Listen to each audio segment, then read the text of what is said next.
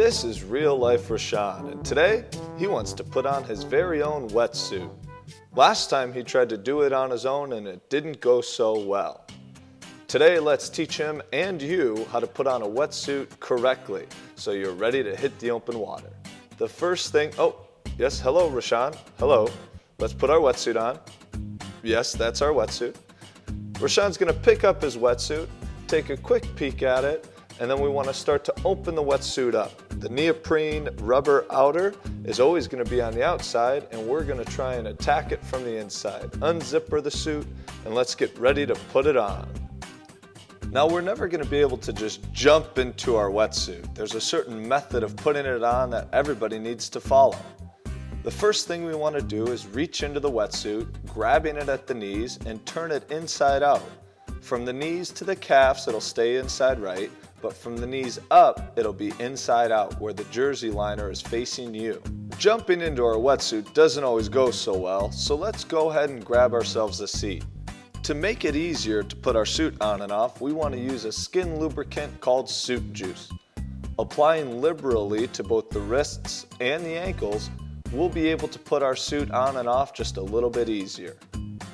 We don't want to get stuck with our suit halfway up.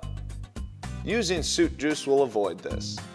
Once we've applied it to both our shins, our ankles, our wrists, and our forearms, we're ready to attack the wetsuit. Now remember, Rishan, it's important that the inside material is where we put all of our effort. The jersey material is super durable. The outside neoprene rubber is a little bit more brittle when it comes to sharp objects, especially those pesky little fingernails. Let's get started. Go ahead and place the wetsuit laid out in front of you, zipper side down. We're going to get started in one leg at a time. Grabbing that fold that we created at the knee, we want to pull our foot all the way through until it's setting firmly on the ground. Let's see that foot, Rishan. There it is. Now we want to begin to work the wetsuit up towards our thighs, working inches at a time. We want to make sure that the wetsuit doesn't bunch or get stuck with a giant fold along the way. Now one of the most important parts is to get it as high into the inseam as possible, because without that, you'll never get it over your shoulders. Now we need to get the wetsuit up over our hips and our rear end, using the skinny jean wiggle, as well as pinching some of the material between the flats of our fingers.